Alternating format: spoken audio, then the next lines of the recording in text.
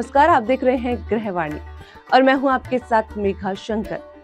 सबसे पहले आप सभी को होली की हार्दिक शुभकामनाएं। रंगों का ये पावन पर्व आपके जीवन में सुख, समृद्धि, शांति और नई ऊर्जा लेकर आए। जी हाँ दोस्तों, होली सिर्फ रंगों का त्योहार नहीं है, ये पुराने दुखों को जलाकर नई शुरुआत करने का संदेश है।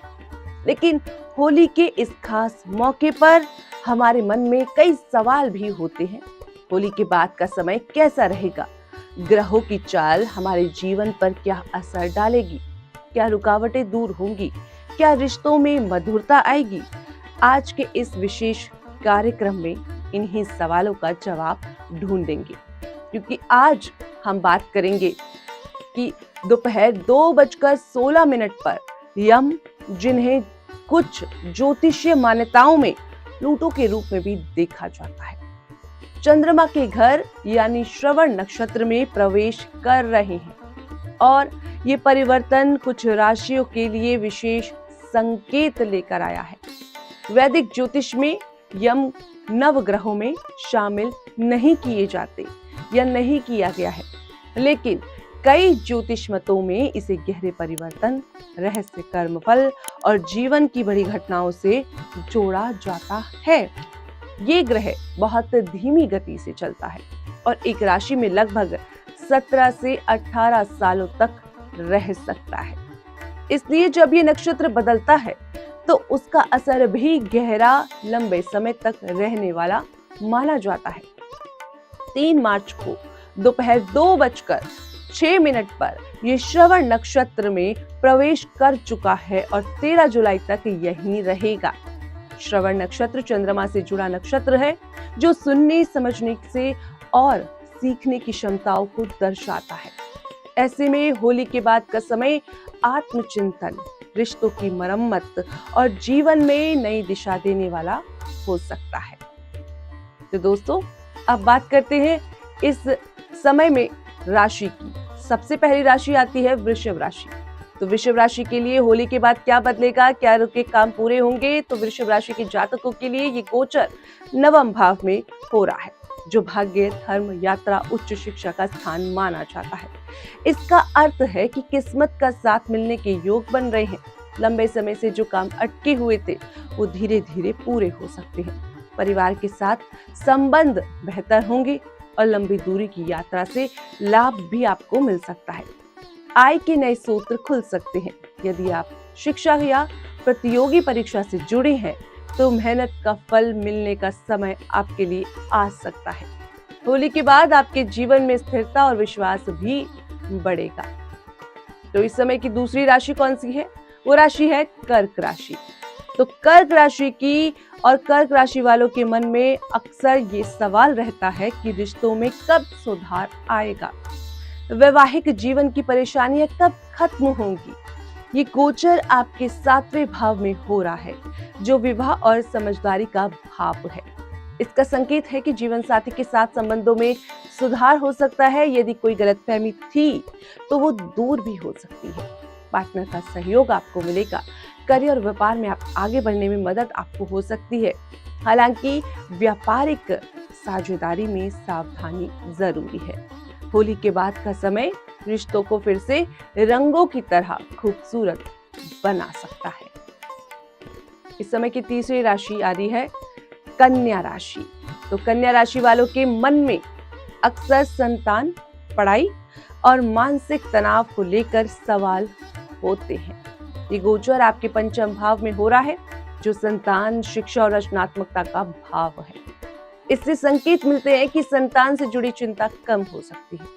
पढ़ाई या करियर में जो रुकावट थी वो दूर हो सकती है। आपकी रचनात्मक क्षमता बढ़ेगी और मानसिक तनाव धीरे धीरे कम होंगे। होली के बाद का समय आपके लिए नई सोच और नई ऊर्जा लेकर आ सकता है। लेकिन दोस्तों, सवाल ये है कि क्या केवल 3 राशियों को ही लाभ मिलेगा? जी नहीं, हर गोचर हमें एक सीख देता है। श्रवण नक्षत्र सुनने और समझने का प्रतीक है। इसका मतलब है कि होली के बाद में अपने रिश्तों को ध्यान से सुनना होगा, अपनी गलतियों को समझना होगा और जीवन में सुधार लाना होगा। ये समय कर्मों का है, जो जैसा बोएगा वैसा ही पाएगा। होली का पर्व हमें ये सिखाता है कि जैसे हम होलिका दहन में बुराइयों को जला देती हैं और हमने जला भी दी है, वैसे ही हमें अपने अंदर की अहंकार, क्रोध और नकारात्मक सोच को भी जलाना चाहिए। ग्रहों की चाल हमें डराने के लिए नहीं, बल्कि दोस्तों सावधान करने और सही दिशा देने के लिए होती है। अगर आप सकारात्मक सोच के साथ आगे बढ़ेंगे तो ग्रह भी आपका साथ देंगे। तो दोस्तों, होली के इस विशेष अवसर पर याद रखिए, रंग सिर्फ चेहरे पर नहीं, रिश्तों में भी लगाइए।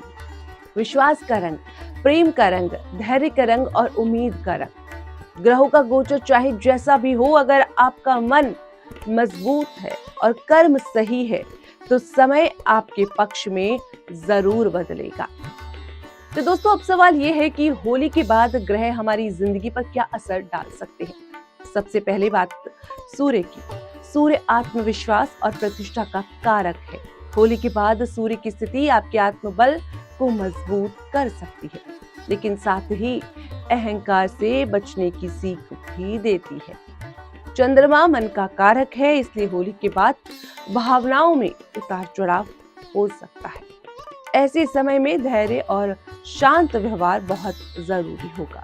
मंगल ऊर्जा और साहस देता है, इसलिए नई शुरुआत करने का ये अच्छा समय हो सकता है, लेकिन जल्दबाजी से आपको बचकर रहना होगा, जो कि बहुत जरूरी है।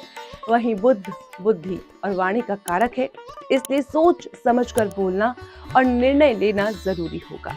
गुरु ग्रह ज्ञान और विस्तार का प्रतीक है, जो होली के बाद कई लोगों के लिए नए अवसर और मार्ग खोल सकता है।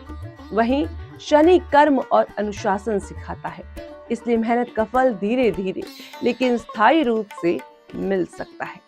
राहु और केतु अचानक बदलाव और सीख लेकर आते हैं, इसलिए जो भी बदलाव आए उसे डर कर नहीं, बल्कि समझदारी से स्वीकार करना चाहिए। तो दोस्तों, कुछ उपाय भी है कि रंग खेलने से पहले भगवान कृष्ण और राधा रानी का ध्यान करें, क्योंकि ब्रज की होली प्रेम और भक्ति का प्रतीक है। सुबह स्नान के बाद सूर्य को जल अर्पित करना है आज आपको, और अपने घर के मंदिर में दीपक जलाना है। यदि संभव हो या गरीब या जरूरतमंद को मिठाई और वस्त्र भी दान कर सकते हैं। इससे ग्रहों की अशुभता कम होती है। होली के दिन अपने घर के मुख्य द्वार पर हल्दी या गुलाल से स्वास्तिक बनाना भी शुभ माना जाता है। परिवार के बड़ों का आशीर्वाद भी लेना और छोटों बच्चों का प्यार लेना बेहद जरूरी है। यही सच्ची पूजा है। तो दोस्तों, याद रखिए, पूजा सिर्फ मंत्रों से नहीं, बल्कि सच्चे मन और अच्छे कर्मों से पूरी होती है। इसी के साथ अब बारी आज के अंतिम सुविचार की। होली हमें सिखाती है कि जीवन में कितनी भी कड़वाहट क्यों ना हो, एक सच्चा रंग उसे ढक सकता है। इसलिए इस होली अपने मन के आंगन को भी रंगो और इसे रंग से भर दीजिए, क्षमा कीजिए, गले लगाइए और नई शुरुआत कीजिए। तो इसी के साथ दोस्तों, आप देख रहे थे ग्रहवाणी। मैं हूं आपके साथ मेघा शंकर। एक बार फिर आप सभी को होली की ढेरों शुभकामनाएं। नमस्कार।